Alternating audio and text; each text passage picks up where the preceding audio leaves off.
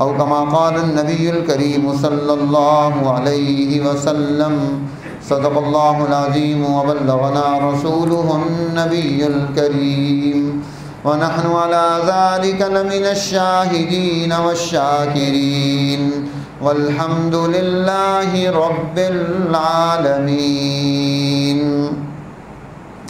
درود شریف پڑھیں. اللهم صل على محمد وعلى آل محمد كما صليت على إبراهيم وعلى آل إبراهيم إنك حميد مجيد. اللهم بارك على محمد وعلى آل محمد كما باركت على إبراهيم وعلى آل إبراهيم إنك حميد مجيد. محترم سامعین کرام، یہ یوم الجائزہ ہے، انعام کا دن ہے. جو بھی ہم نے نیکی کی اس نیکی پر اللہ کی طرف سے اپنے بندوں کو انعام عطا کیا جاتا ہے، اور جب کوئی مزدور اپنی مزدوری پوری کر لیتا ہے تو وہ اجر کا مستحق بن جاتا ہے. حدیث مبارکہ میں ہے، حضور نبی کریم صلی اللہ علیہ وسلم نے ارشاد فرمایا، جب یہ عید کا دن آتا ہے تو اس عید کے دن میں وقفت الملائکۃ علی ابواب الطرق، فرشتے راستوں میں کھڑے ہو جاتے ہیں اور فنادوا، وہ اعلان کرتے ہیں، آواز لگاتے ہیں، ندا دیتے ہیں. اور یہ ایسی آواز ہے کہ اسے کائنات کی ساری مخلوقات سنتی ہیں، الا الجن والانس، جنات اور انسان یہ دو جماعتیں اس آواز کو نہیں سن سکتی. اور وہ کھڑے ہو کر کیا کرتے ہیں؟ وہ اعلان کرتے ہیں، یا معاشر المسلمین، اے مسلمانوں کی جماعت،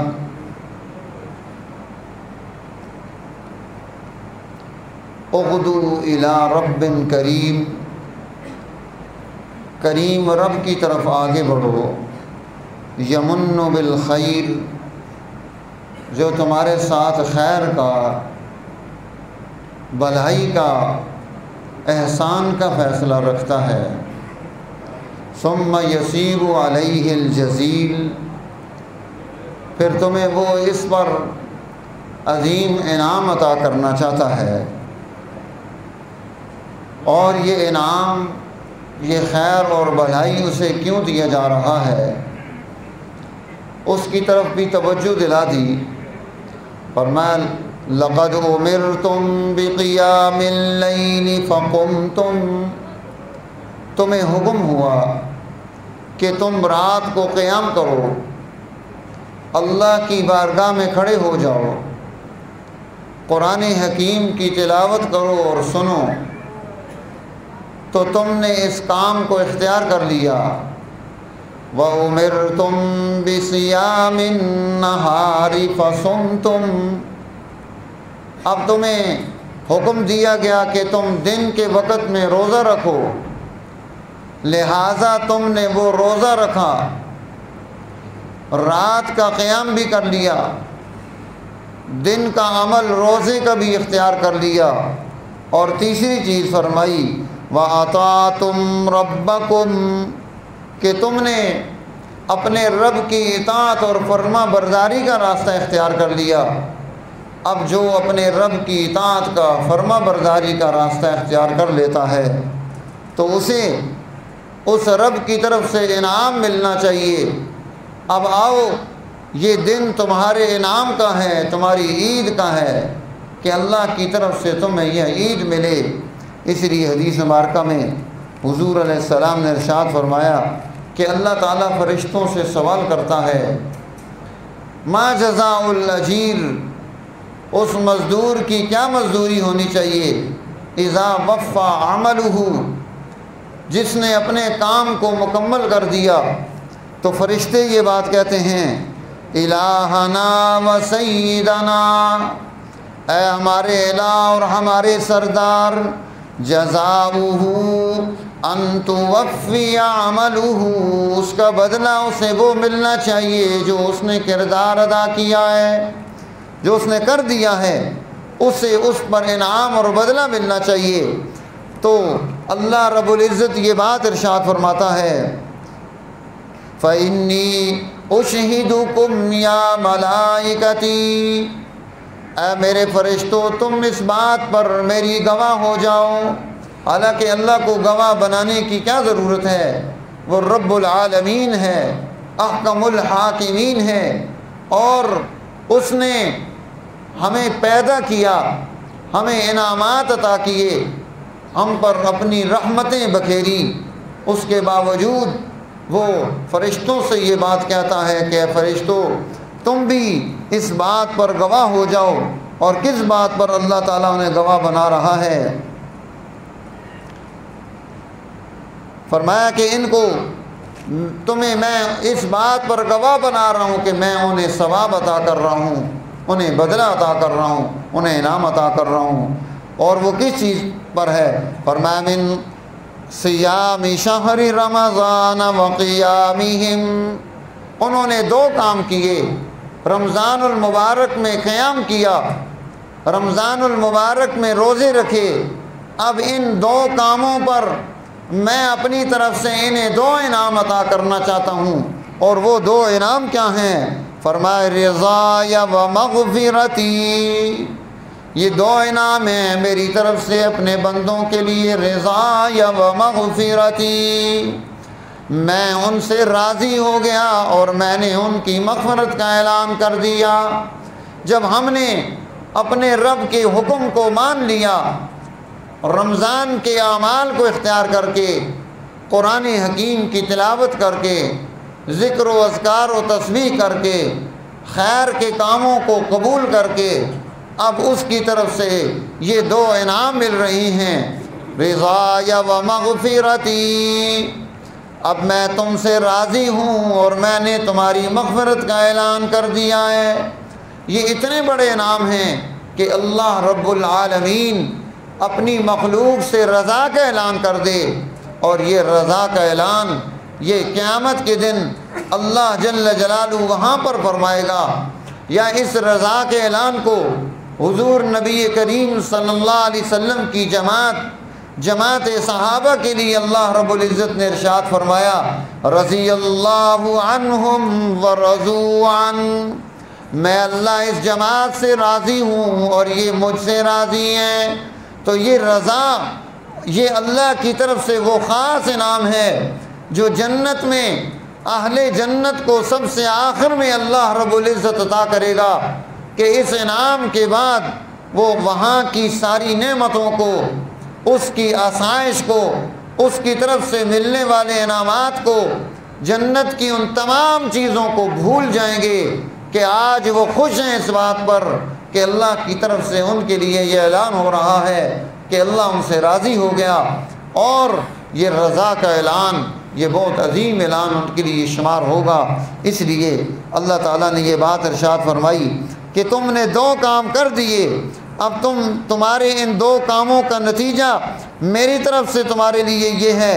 پھر اللہ تعالیٰ یہ بات ارشاد فرماتا ہے، اے میرے بندو سلونی، آج تمہارا کام ہے تم مجھ سے سوال کرو، مجھ سے مانگو، سلونی، آج تم ہر چیز مجھ سے مانگ سکتے ہو، فَوَعِزَّتِي وَجَلَالِي، مجھے میری عزت کی جلال کی قسم، لا تسألون اليوم شيئا في جمعكم لآخرتكم، تم اپنی آخرت کے لیے مجھ سے جو بھی چیز مانگو گے، جو بھی مجھ سے سوال کرو گے، الا آتیتکم، میں وہ سب تمہیں عطا کر دوں گا جو تم آخرت کے لیے مانگو گے، ولا لدنیاکم الا نظرت لکم، اور جو تم مجھ سے دنیا کے لیے مانگو گے میں اس میں غور و فکر کروں گا کہ میرے اس بندے کی یہ ضرورت ہے یا نہیں ہے، اسے یہ عطا کرنا چاہیے یا نہیں کرنا چاہیے، یا اس کی جگہ اسے کوئی اور چیز دے دی جائے۔ اللہ رب العالمین دنیا میں ہم دنیا کی چیزیں جو اللہ سے مانگتے ہیں، اللہ جل جلالہ دنیا کی وہ چیزیں وہ عطا کرنے سے پہلے ان پر غور و خوض کرتا ہے کہ یہ مل جائے۔ کہتے ہیں دارالعلوم دیوبند میں حضرت مولانا محمد یعقوب نانوتوی، یہ بڑے اولیاء اللہ تھے، مجذوب آدمی تھے۔ ایک دن دماغ میں بات آ گئی، اور بات کیا آئی کہ یا اللہ مجھے 3 لاکھ روپیہ چاہیے۔ اب شروع ہو گئے دعا مانگنے، وہ دعا مانگتے مانگتے مانگتے صبح سے شروع ہوئے، رات ہو گئی۔ اب رات کو سو گئے، جب سوئے تو انہوں نے دیکھا کہ جنت ہے، وہاں پر بڑے خوبصورت محلات ہیں۔ ایک محل ان سے پوچھا یہ کس کا ہے جس کے باہر اتنی نورانیت ہے، روشنیاں ہیں، قمقمے لگے ہیں، خوبصورت محل ہے؟ کہا یہ یعقوب نانوتوی کا ہے۔ کہنے لگے یعقوب نانوتوی تو میں ہوں، میں ذرا اندر سے دیکھوں۔ کہا نا ابھی اجازت نہیں ہے، جب اجازت ہوگی آپ اجازت کے ساتھ آئیں گے تو پھر آپ اندر جا سکیں گے، ابھی آپ یہاں سے واپس چلے جائیں۔ اب وہ اپنے محل کو باہر سے ساری طرف سے دیکھ رہے ہیں۔ ایک جگہ پہنچے تو انہوں نے دیکھا کہ وہاں فرشتے لگے ہوئے ہیں کام کرنے کے لیے، اور وہاں سے جو باہر قمقمے لگے ہیں ان کو اتار رہے ہیں جو سونے اور چاندی سے مرصع ہیں۔ انہوں نے کہا بھائی یہ کیوں اتار رہے ہو؟ کہا اس لیے اتار رہے ہیں کہ یعقوب نانوتوی کو 3 لاکھ روپیہ چاہیے، اور یہ چیزیں بیچ کر ہم یہاں اس محل میں اندھیرا کر دیں گے، اور ان چیزوں کو بیچ کر اسے 3 لاکھ روپیہ دے دیں گے۔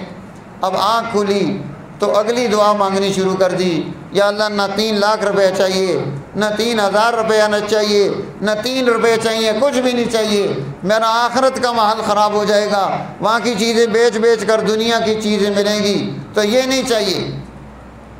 اب دوبارہ پھر جو ہے وہ آنکھ لگ گئی، اب خواب دیکھا کہ وہاں پر اس قمقمے کو پھر لگایا جا رہا ہے، وہ منور ہے۔ جب پوچھا گیا کہ یہ کیا، تو کہنے لگے کہ جو ہے یعقوب نانوتوی نے پیسے مانگنے چھوڑ دیے، اس لیے ہم نے واپس لگا دیا۔ تو اللہ جل جلالہ کبھی کسی کو دکھا دیتا ہے، اور کبھی بغیر دکھائے اس کی چیزوں کو وہاں کوئی انسان دنیا میں مانگتا ہے، اسے دنیا میں اس کے بدلے میں کوئی اور چیز دے دی جاتی ہے، اور کبھی ایسا ہوتا ہے کہ اسے آخرت کے لیے جمع کر دیا جاتا ہے۔ اس لیے فرمایا کہ میں دیکھوں گا تمہاری ضرورت کیا ہے۔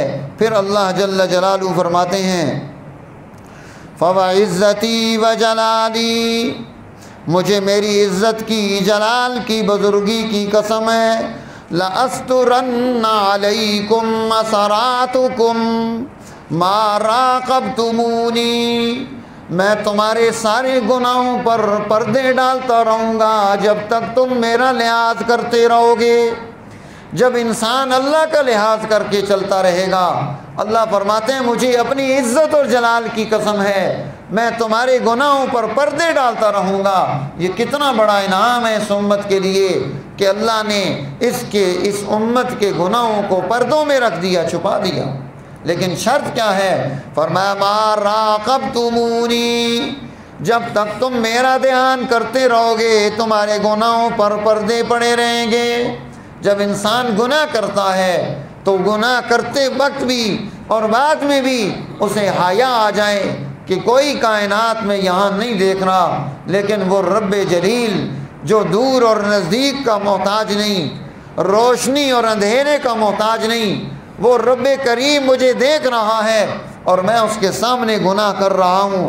اس لیے فرمایا دوسری چیز اللہ تعالیٰ فرماتے ہیں فَوَعِزَّتِي وَجَلَالِي، مجھے اپنی عزت کی، جلال کی قسم ہے، میں تمہیں جو اگلا انعام عطا کرنے لگا ہوں، فرمایا لا اخزیکم ولا افضحکم بین اصحاب الحدود، میدان محشر میں سارے جہانوں کے سامنے، اولین و آخرین کے سامنے، لا اخزیکم ولا افضحکم، میں تمہیں وہاں رسوا نہیں کروں گا، تمہیں ذلیل نہیں ہونے دوں گا۔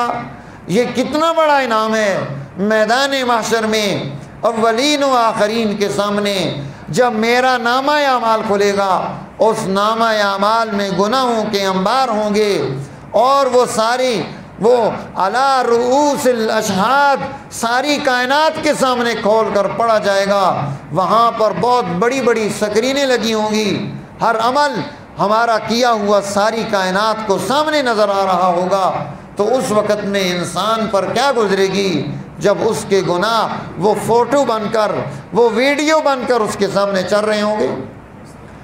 تو میرے دوستو، اسی لیے تو کہا جاتا ہے یہ قیامت کے دن کی ذلت ہے، یہ قیامت کے دن کی رسوائی ہے۔ یہ معمولی ذلت نہیں، یہ معمولی رسوائی نہیں، یہ بہت عظیم الشان ذلت و رسوائی ہوگی۔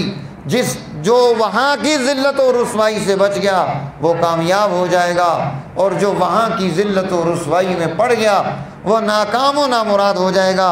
اللہ اپنی عزت کی قسم اٹھا کے بتا رہا ہے لا اخزیکم ولا افضحکم علی رؤوس الاشہاد، قیامت کے دن سارے انسانوں کے سامنے میں تمہیں ذلت و رسوائی سے بچا لوں گا۔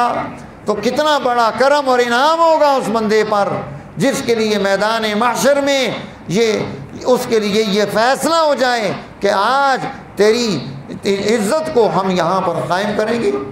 اس لیے اگر ہم یہ چاہتے ہیں کہ ہماری وہاں پر عزت قائم ہو جائے، وہاں ہمیں وقار مل جائے، اللہ کے ہاں سرخروئی مل جائے، تو اب ہمیں اس کے حکم کی اتباع میں اپنے آپ کو لانا ہے۔ ما راقبتمونی، ہم اس کا لحاظ کرتے رہیں، ہر عمل میں اس کی دید کریں۔ جب انسان اللہ کا لحاظ کر کے، اس کی دید کر کے، اس کی عزتوں کو سامنے رکھ کر زندگی کی بنیاد بناتا ہے تو یہ بنیاد اس کے لیے کرامت بن جاتی ہے۔ اللہ تعالیٰ میں نیکی پر استقامت عطا فرمائے، گناہوں سے حفاظت فرمائے۔ 6 بج گئے ہیں، آپ کھڑے ہو جائیں تاکہ ہم نماز ادا کریں۔